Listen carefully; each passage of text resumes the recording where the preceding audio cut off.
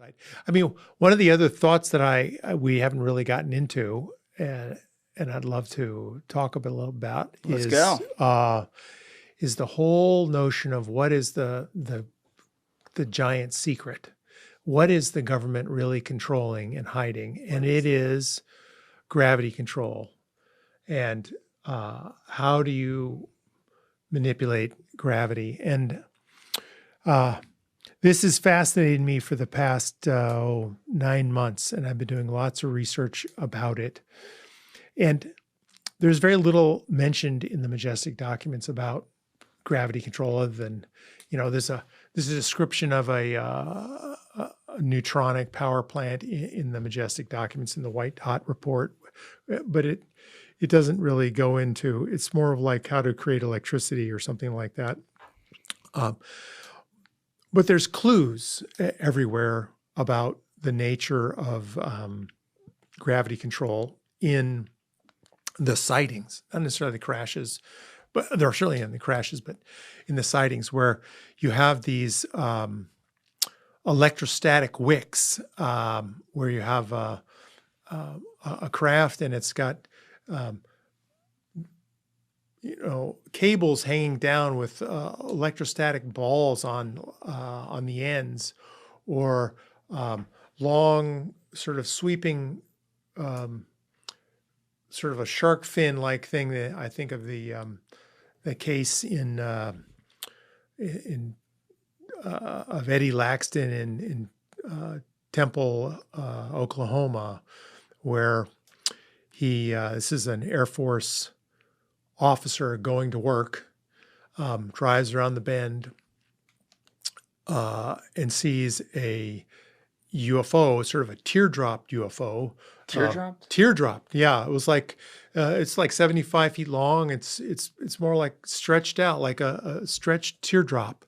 And actually, my friend, Michael Schratt, has it in his book. Let's see if I can pull up a picture of it.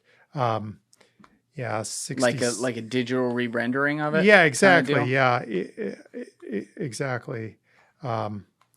Ssakuro 62. But you're talking about Ssakuro? No, right no, now. I'm talking about. I was gonna say 66. Must have missed that. No, you. 66. James Fox talked a lot about Ssakuro when he was in here, episode 138. That one is. Yeah. Here we go. That's fascinating. Yeah. No, this is Eddie Laxton. So Eddie comes around the corner and sees a man in front of a craft. And he gets out of his car, walks over, and the man sees him and gets back in his craft and takes off. But a man with a cap with English letters writing on it, and numbers TL197 are written on the side of the craft. And then he hears this low hum going off, and he sees all the landing gear. And this is an Air Force guy who says, clearly this is a man-made craft that I saw, in 1966, and a very credible witness. And this was reported to Project Blue Book, and another witness saw this craft fly away too. But this is just one of many cases that point to man-made UFOs and man-made craft. Yeah, well, and that's the thing that fascinates me, is that I started to think, well, what's the history here? There's all sorts of newspaper articles in the mid-50s about gravity control, and you see that it's sort of, there's a lot of activity in the 50s, and then it suddenly disappears in the 60s. Conveniently. And so there's many cases where this long shark-like fin at the electrostatic wick, or there's other cases in Chula Vista in Northern California, where this saucer with all these hooks comes down and all the static electricity, and then the witness sees it fly over and hook onto a high tension power line and makes it glow red, and then zips off and comes back, and it acts in a weird way that is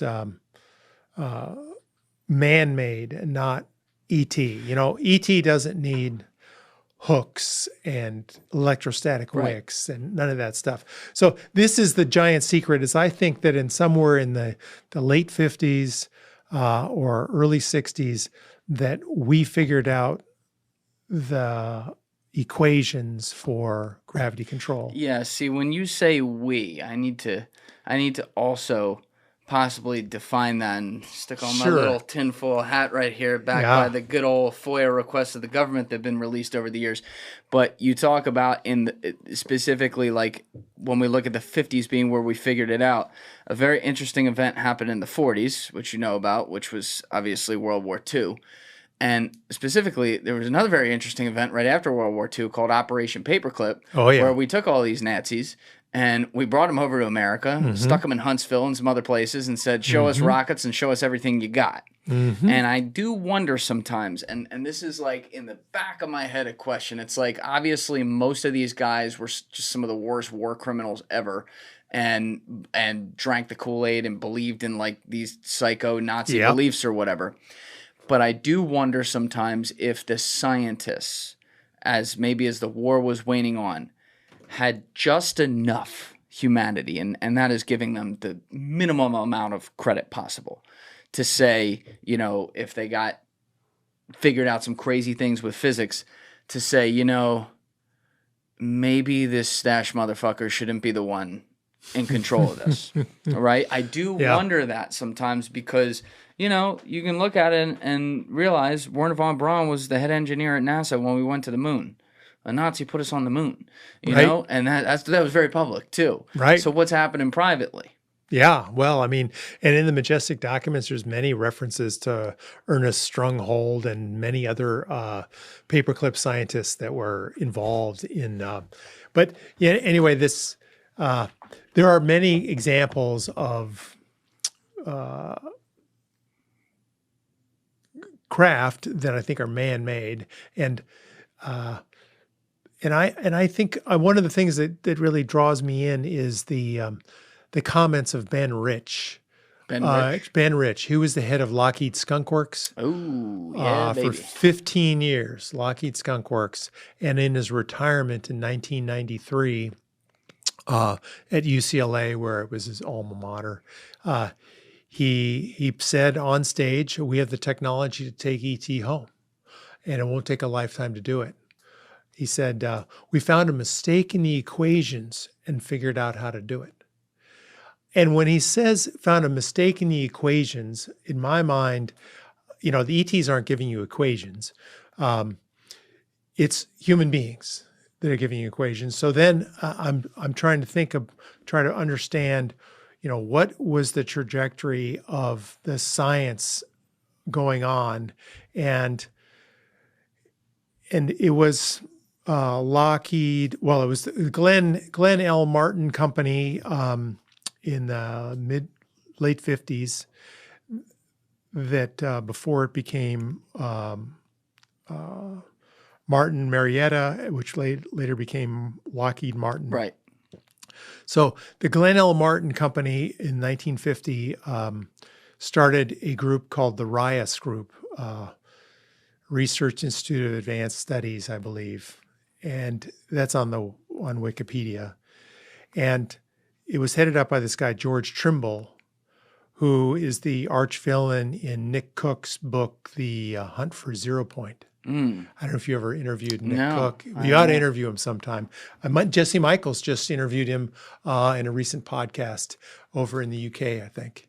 I'm going to have to check that out. I'm not familiar with that. So the point is that Trimble and his team put together this huge A-lister team of theoretical physicists, theoretical mathematicians, and worked for many years on cracking the code of gravity control from an intellectual point of view, from a gravity control design. And I think they succeeded, 1960 plus or minus a year. And that capability, at that point, the Glenn L. Martin Company in 62 merged with Marietta. And Marietta was doing all sorts of deep underground bases and underground facilities and nukes and things like that, power plants. And so when those two companies merged, that's when I think the secret government spawned. That's the point at which the gravity control secret was figured out and went rogue or went proprietary or went offline. And it gets gray area too. Oh yeah, it's all speculation on my part, but the evidence so far points that they have this incredible scientific brain trust that figures out gravity control equations, and once you have the equations, you can start to implement it and build technologies. Well, this was another thing that Lou talks about that has me thinking and wondering about how deep this goes. He gets into the fact that these companies, these private companies, meaning like they're not with the government, were given these contracts decades ago for UFO crash retrievals. Just like how the government gives out defense contracts to companies like Lockheed Martin to, help with weapons of war, they'd give out contracts for a company like Lockheed Martin or Northrop Grumman to go in and basically be the men in black, if you will, when shit goes down and bring back the craft and be in charge of it. Which Lou points out gets weird when you then consider that they, therefore, these private companies have been given custody in this top secret program of these alleged alien crafts or not of this earth craft, whatever you want to say, to the point that they can come to the government and be like, "You're not read in on that." So it's like the clowns are in charge, the prisoners are in charge of the asylum now. Right, and who's really running the world? Is it the 1,500 people that have these top secret R clearances instead of QR? So I think that the secret management is outside of government control. If the president asks, they ask, "Well, why do you want to know, sir?" And he says, "Well, I think there's a threat to national security." And the response is, "We've investigated." There is. Yeah, we've investigated. There's no threat. You're not entitled to know. And even in one of the Majestic documents, they say on the change control page that not only do you have to have an authorized executive order from the president, but you need approval of Majestic Security and Intelligence Command, so to declassify stuff. So I think it's a combination of both.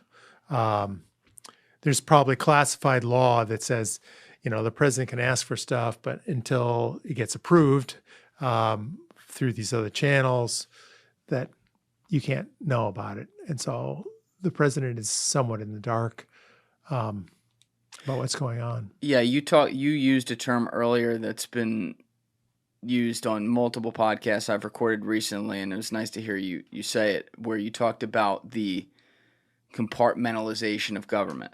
Yes. And it's such a great point because I'm just going to use some names right now, not literally, but like as a figurative here. You could have on one team within the government Hal Puthoff and Jacques Vallée, who are both geniuses and know a lot about the physics of this stuff and maybe have been read in on some crazy shit over the years.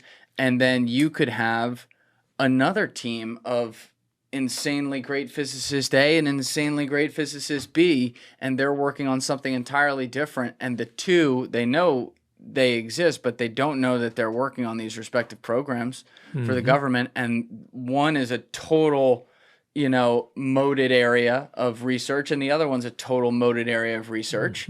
And then things don't get shared. But there's some sort of, not to be sinister about it, but like just for the imagery here, there's some sort of puppet master above them, and it's a very small group or a person who is like charged with being the only person to know that these two things exist, but he's another cog that knows these two things exist, and there's someone else over here who knows only. You see what I'm saying? Absolutely, it's like a continuous exponential curve of secrecy.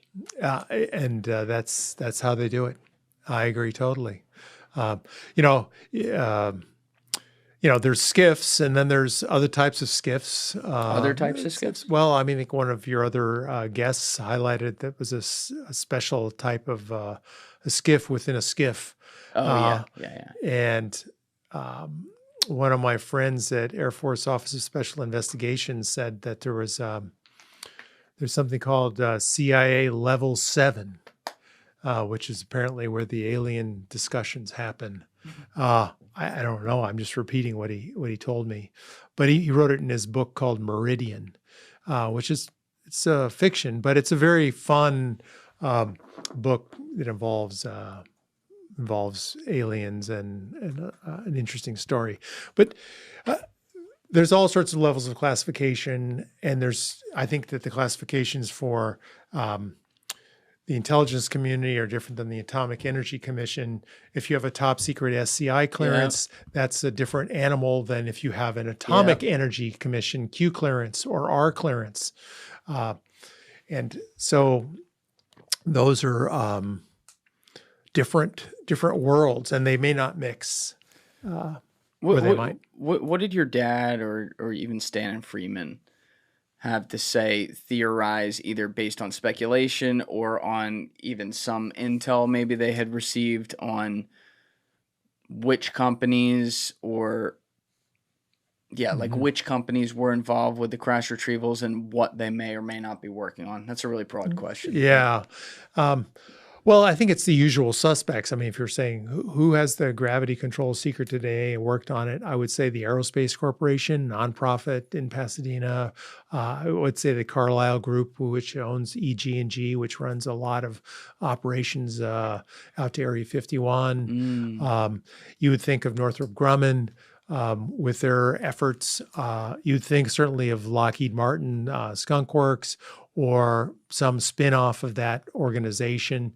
The Raytheon, potentially. There's classified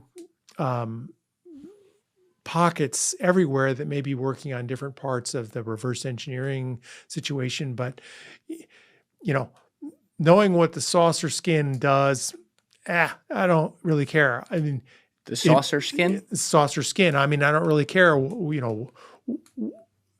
the subtle aspects of a particular crash saucer are sort of ancillary in my mind. The crown jewel is propulsion. It's the gravity control. That's the thing that is the holy grail, the secret that they're guarding endlessly. And that's the thing that's been figured out in my mind, and that they're protecting and hiding. And there's a very limited number of people that know what that is and how that works. And so that's sort of my perspective on the technology situation for crashed hardware and UFO parts.